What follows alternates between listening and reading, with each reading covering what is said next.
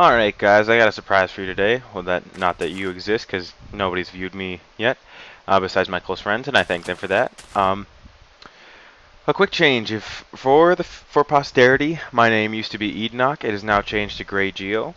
The name change came because Enoch wasn't actually my YouTube username.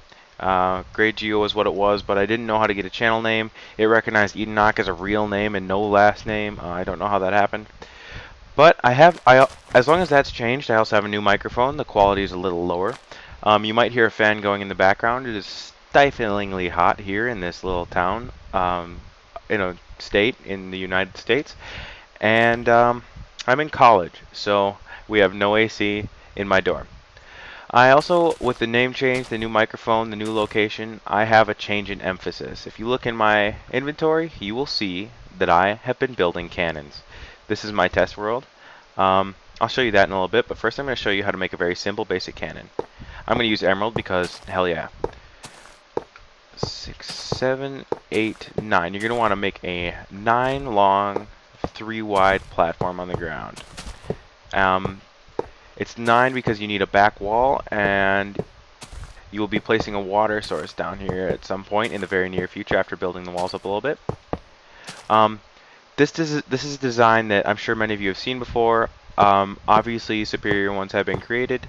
I use this one specifically because it is low resource unless you're using emerald like me, and it's very practical for survival mode. 8 TNT per shot, but you can shorten it to however many you want as long as it's 2. Minimum of 2. The only thing is, I recommend at least 3. Because anything less than 3 will shoot the ammo TNT within range of actually destroying part of the cannon.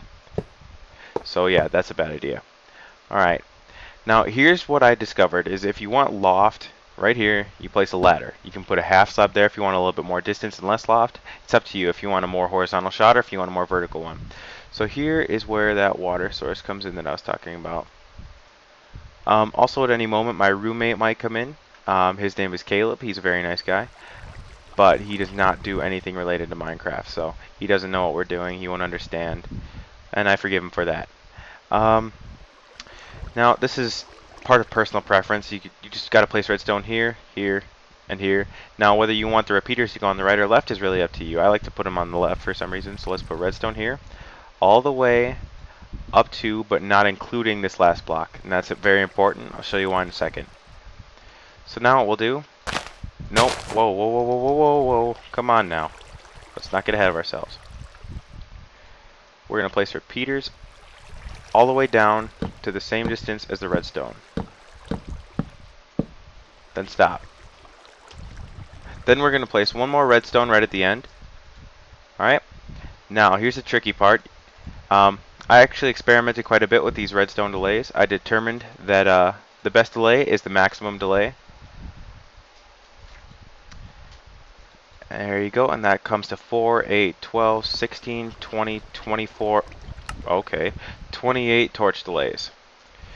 So, now that we have our 28 torch delays, we're going to take a button, or a lever. Buttons are obviously more practical because they only send a 2-tick pulse, or a 10-tick pulse, pardon. And here we have a cannon. That's about it. We'll give it a test fire here, see how it goes. Whoa. A word about my computer, it may be a little laggy at times, so you might see some of that double pressing, like that. Oh, I forgot to explain this redstone here.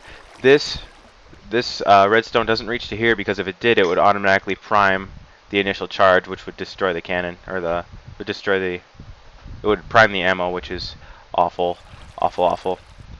The mechanics of the cannon, this prime TNT acts as an entity and falls into water, so it doesn't disrupt the water source. The force from the explosion is funneled up and only towards that TNT block right over there.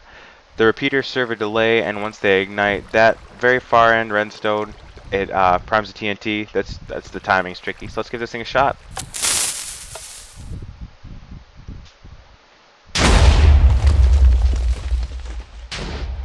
There we go.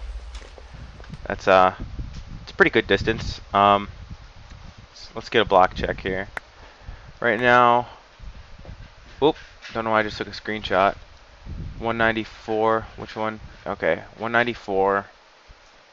And the cannon is, it's probably going to be about 100 blocks or so. That's a little less than 100 blocks. It's about 85 or so. Um, Obviously, you can customize it to whatever distance you want. You can just add 2 TNT here. I put a button over here for the sake of not having to run around the cannon to show you guys how far it was going. This time I won't even have to move and we'll see where it lands.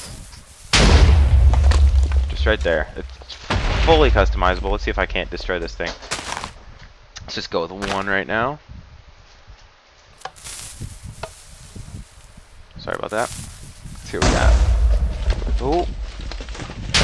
See, it's not entirely useful, but in my next video I'll be highlighting a 2-tiered version of this thing that I made almost entirely out of emerald called the Super Cannon. If you have any suggestions, any commentary, any compliments, detriments, anything you like to supply, just leave them in the comments, and I'll be sure to do what I can. Thank you very much. I'll see you next time.